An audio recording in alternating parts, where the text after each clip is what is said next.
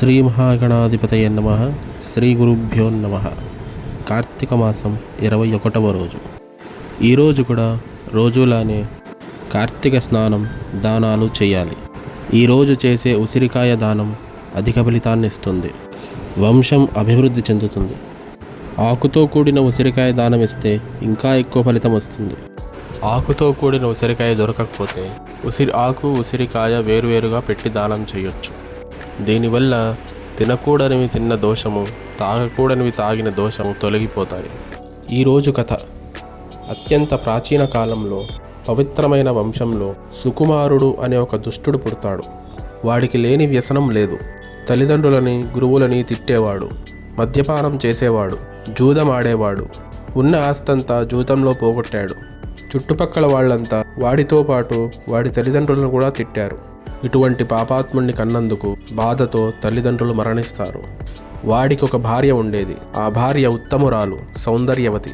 కాని వాడు ఆమెను విడిచి వేశ్యల వెంట తిరిగేవాడు. కొంతకాలానికి భార్య కూడా మరణిస్తుంది. అయిన వాళ్ళందరూ పోయారు. ఆస్తి కూడా పోయింది. ఊర్లో వాళ్ళంతా వాడిని చీదరించుకుంటారు.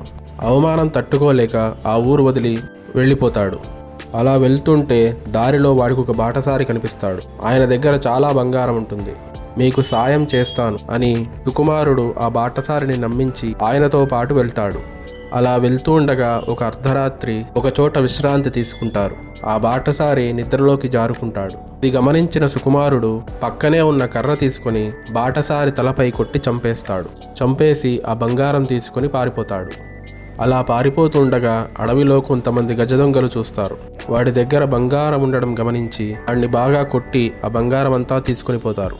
కొద్దిసేపటికి అక్కడొక రైతు వస్తాడు. సుకుమారుడు దెబ్బలతో పడి ఉండడం చూసి జాలిపడి తన ఇంటికి తీసుకెళ్తాడు.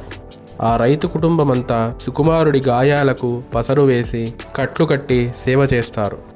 అలా 1 మాసం కాలం సేవ చేస్తారు. అప్పుడు సుకుమారుడు కోలుకుంటాడు.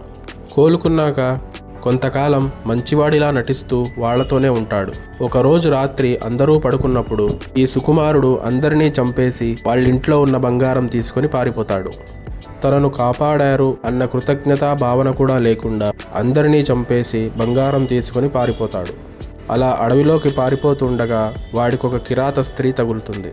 ఆ స్త్రీతో కాపురం పెడతాడు. ఇద్దరూ కలిసి తాగరానివి తాగారు, తినరానివి తిన్నారు, మహాపాపాలు చేశారు. ఆ డబ్బు అయిపోయాక దొంగతనాలు కూడా చేశారు. అలా చాలా పాపాలు చేస్తాడు. వార్ధక్యంలో తీవ్రమైన రోగాల బారిన పడి తీసుకొని చస్తాడు. చచ్చాక నరకానికి వెళ్ళి చాలా శిక్షలు అనుభవిస్తాడు. ప్రతి జన్మలో ఒక స్త్రీగా జన్మిస్తాడు. ఆ అమ్మాయికి యుక్త వయసు రాగానే పెళ్ళవుతుంది. పెళ్ళైన వెంటనే భర్త మరణిస్తాడు. అలా బాల్యంలోనే వైధవ్యం పొందుతుంది. అలా 99 జన్మలు స్త్రీగా పుట్టి బాల్యంలోనే వైధవ్యం పొందుతుంది. 100వ జన్మలో కూడా ఒక పుణ్య దంపతులకు కూతురిగా పుడుతుంది. యుక్త వయసులో పెళ్ళవుతుంది. పెళ్ళవగానే భర్త చచ్చిపోతాడు. అప్పుడు ఆ అమ్మాయి తల్లిదండ్రులు ఎంతో దుఃఖిస్తారు. మరణించిన తమ అల్లుడికి దహన సంస్కారాలు చేసి చితాభస్మం పక్కన పెడతారు. ఈలోగా ఆ ఊరికి అనుకోకుండా మతంగ మహర్షి వస్తాడు. ఇంకో 2-3 రోజుల్లో కార్తీక మాసం మొదలవుతుండడం వల్ల కార్తీక వ్రతాన్ని ఆ ఊరిలో ఆచరిద్దామని వస్తాడు. ఆయన రావడంతోనే వీళ్ళ ఏడుపులు చూసి ఏమైంది అని అడుగుతాడు. అప్పుడు ఆ అమ్మాయి తండ్రి జరిగిందంతా చెప్తాడు. అసలేం చేయడం వల్ల మా అమ్మాయి బాల్యంలోనే వైధవ్యం పొందింది అని అడుగుతాడు. అప్పుడు మతంగుడు కళ్ళు మూసుకొని దివ్య దృష్టితో చూస్తాడు. సుకుమారుడి పూర్వజన్మ వృత్తాంతమంతా తెలుసుకుంటాడు. మీ అమ్మాయి పూర్వజన్మలో సుకుమారుడు అనే ఒక అబ్బాయి.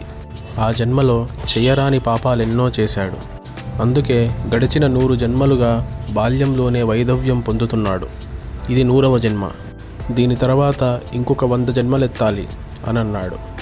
అప్పుడు వాళ్ళందరూ మతంగుడి కాళ్ల మీద పడి ఎలాగైనా ఈ పాపం నుంచి బయటపడేయమని వేడుకుంటారు.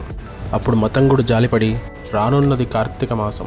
కార్తీక మాసంలో ఈ అమ్మాయి చేత కార్తీక వ్రతాన్ని చేయించండి అని చెప్తాడు.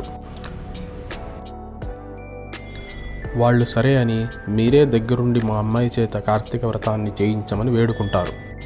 మతంగుడు సరే అని పాడ్యమి రోజు నుంచి ఆ అమ్మాయితో సూర్యోదయానికి ముందే గోదావరిలో సంకల్పపూర్వకంగా తలారా స్నానం చేయించి తరువాత శివాలయంలో ప్రదక్షిణలు చేయిస్తాడు. ఆ అమ్మాయితో దీపం వెలిగింపజేశాడు. దీపదానాలు చేయించాడు. కార్తీక పురాణం చెప్పాడు. స్వయంపాక దానాలు చేయించాడు. ఇంతలో 21వ రోజు వస్తుంది. 21వ రోజు ఆమెతో కార్తీక స్నానం చేయిస్తాడు. తరువాత శివాలయంలో ప్రదక్షిణలు చేయిస్తాడు. స్వయంపాక దానం, వస్త్రదానం, దీపదానం చేయిస్తాడు. తరువాత ఆకుతో కూడిన ఉసిరికాయని తాంబూలంలో పెట్టి దక్షిణ సహితంగా దానం చేయిస్తాడు. తరువాత మిగతా రోజుల్లో కూడా కార్తీక వ్రతాన్ని చేయిస్తాడు. 30వ రోజున దీపదానం చేయిస్తాడు. తరువాత ఈ కార్తీక మాస వ్రతం వల్ల వచ్చిన పుణ్యాన్ని నీ భర్తకు ధారపోయి అని చెప్తాడు. ఆవిడ అలాగే చేస్తుంది. చేతిలో నీళ్లు తీసుకుని తను చేసిన కార్తీక మాసం వ్రతం వల్ల వచ్చిన పుణ్య ఫలితాన్ని నా భర్తకు ధారపోస్తున్నాను అని చెప్పి చెట్టు మొదట్లో పోస్తుంది. తరువాత మతంగుడిలా చెప్తాడు, నువ్వు నీళ్లు విడిచిపెట్టిన దగ్గర కొంచెం మట్టి తీసుకో. ఒక ఉద్ధరిణిలో నీళ్లు తీసుకుని ఆ నీటిలో కొంచెం మట్టి కలుపుకొని నీ భర్త చితాభస్మం మీద పొయ్యి అన్నాడు. ఆవిడ అలాగే చేస్తుంది. వెంటనే ఆమె భర్త బ్రతికొస్తాడు. తరువాత వాళ్ళు సుఖంగా బ్రతుకుతారు.